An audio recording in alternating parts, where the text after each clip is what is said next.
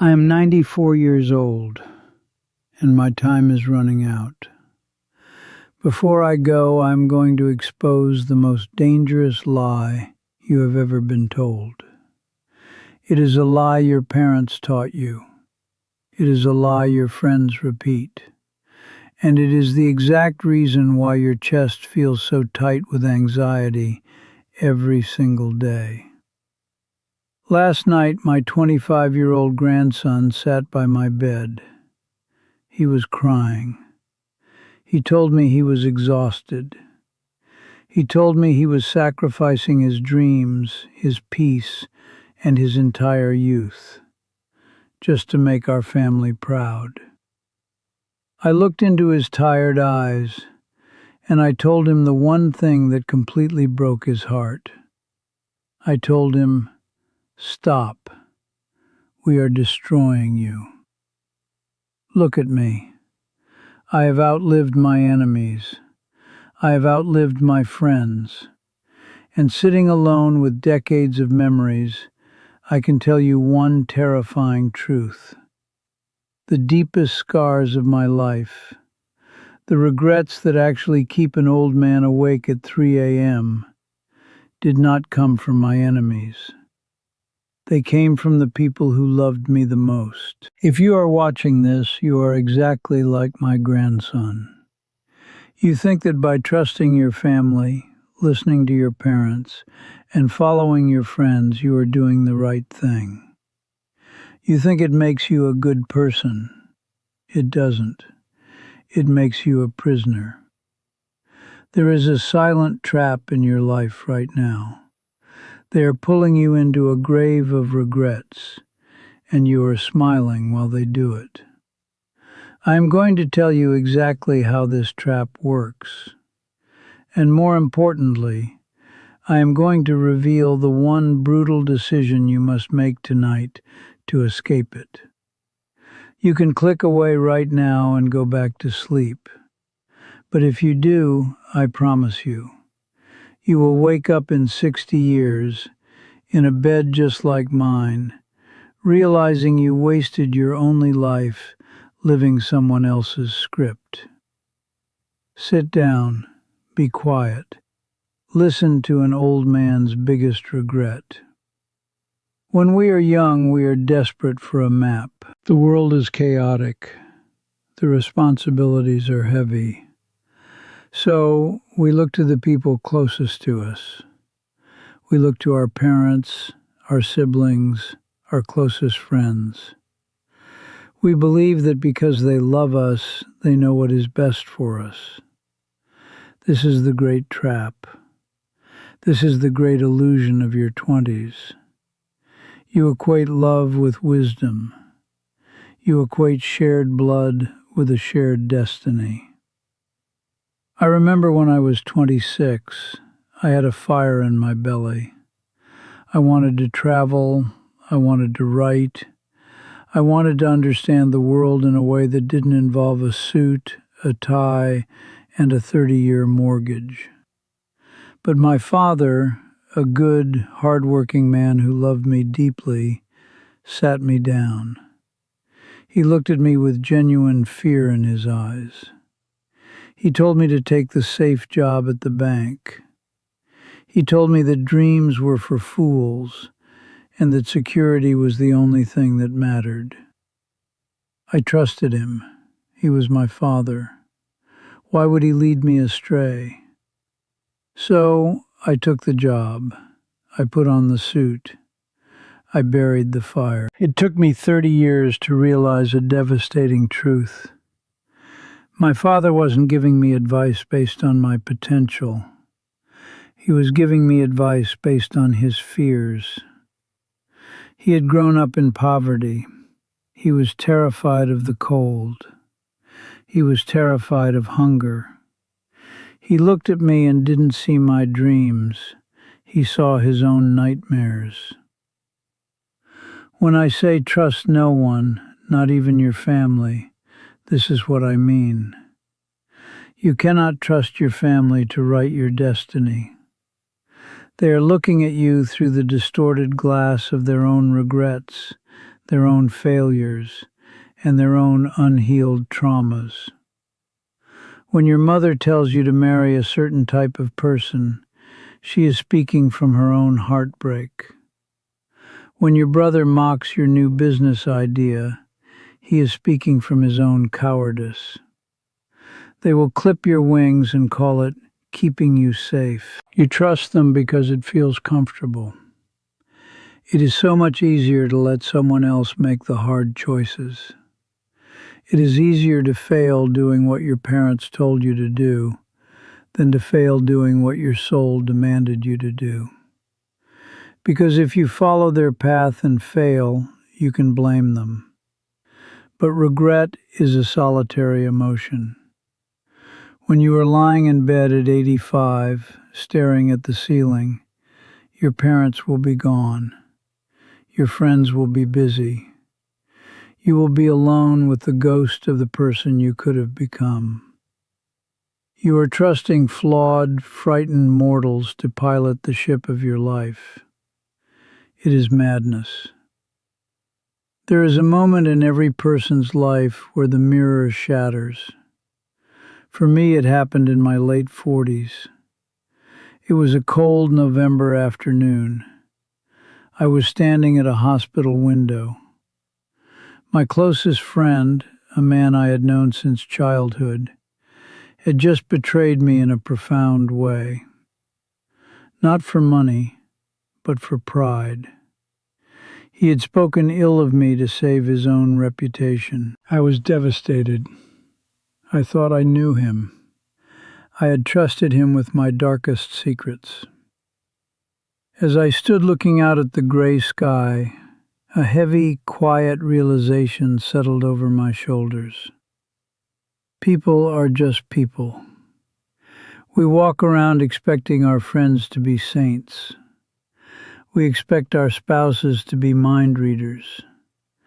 We expect our family to be an unshakable foundation. But they are just people. They are fragile. They are selfish. They are tired.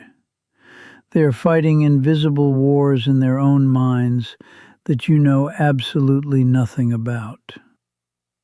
Why was I angry at my friend? Because he acted like a frightened, flawed human being? Or because I had placed an impossible burden on him? I had demanded that he be perfect so that I could feel secure. This is the shift you must make if you want to survive the next 60 years of your life. You must adopt the mindset of the ancient Stoics. They understood something beautiful and tragic.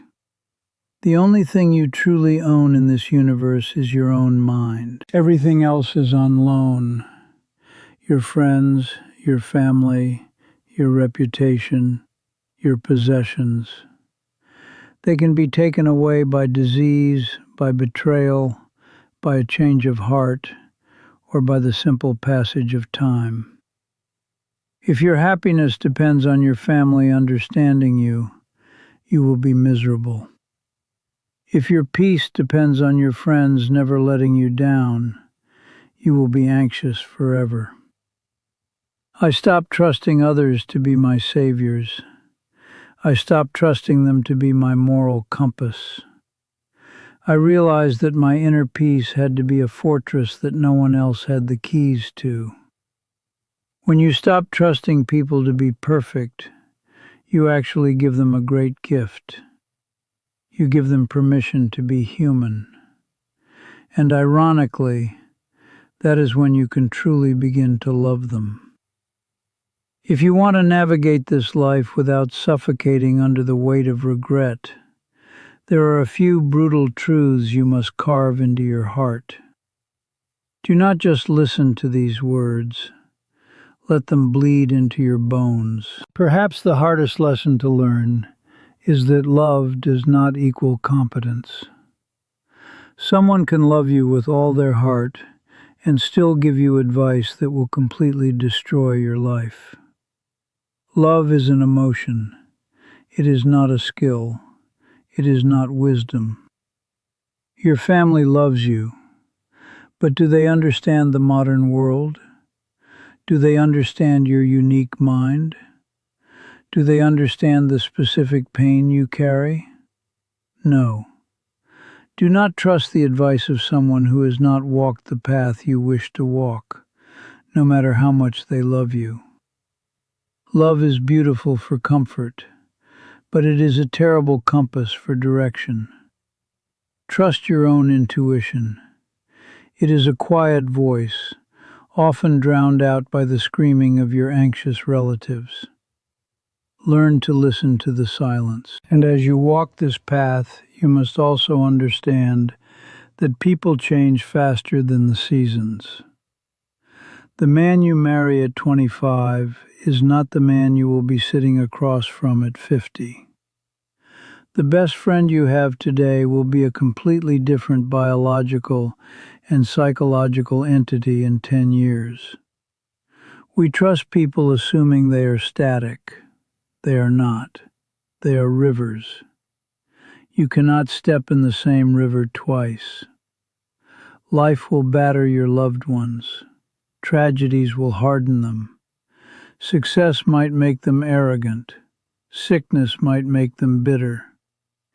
If you trust that a person will always be exactly who they are today, you are setting yourself up for a devastating heartbreak.